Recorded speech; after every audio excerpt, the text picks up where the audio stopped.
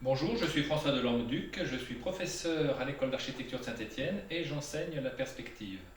Aujourd'hui, on fait un petit peu le point sur l'échelle des hauteurs, parce que même l'échelle des hauteurs sont mises en perspective. On ne met pas simplement le plan en perspective, mais une fois qu'on a mis le plan en perspective, il faut que les hauteurs correspondantes soient corrélées à cette perspective. Donc je vous ai fait un petit schéma. Donc vous avez ici la terre, et puis sur cette terre, c'est le plancher des vaches, hein, vous avez un mur qui est construit. Et vous êtes le photographe ou bien le peintre et vous allez disposer d'un tableau. Alors ce tableau, je vais le dessiner.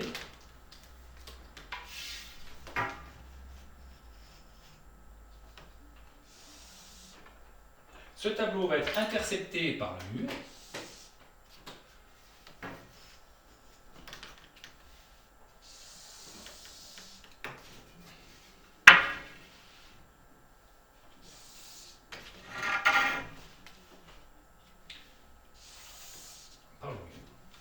Donc ça, c'est mon tableau.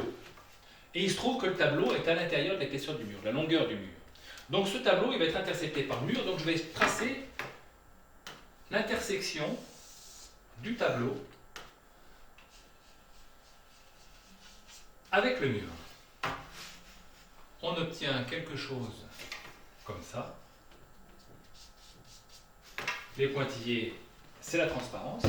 Et tout ce que l'on peut remarquer, c'est qu'en fait, ici, cette hauteur H bar, qui est une hauteur rouge, une hauteur en perspective, puisque je suis dans le tableau de la perspective, correspond exactement avec la hauteur bleue H du mur.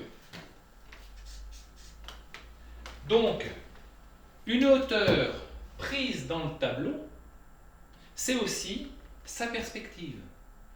Donc, vous voyez bien que, en fait, ici, si j'ai la perspective, ce mur, ici, j'ai la hauteur H, ici, j'ai la hauteur H, comme ici, là, j'ai H1, H2, H3, et toutes ces hauteurs H sont égales à H, sauf qu'en perspective, on a l'impression que ces hauteurs diminuent. Donc, c'est cette diminution qu'il faut savoir quantifier pour que la cohérence du dessin soit accomplie, même dans les hauteurs.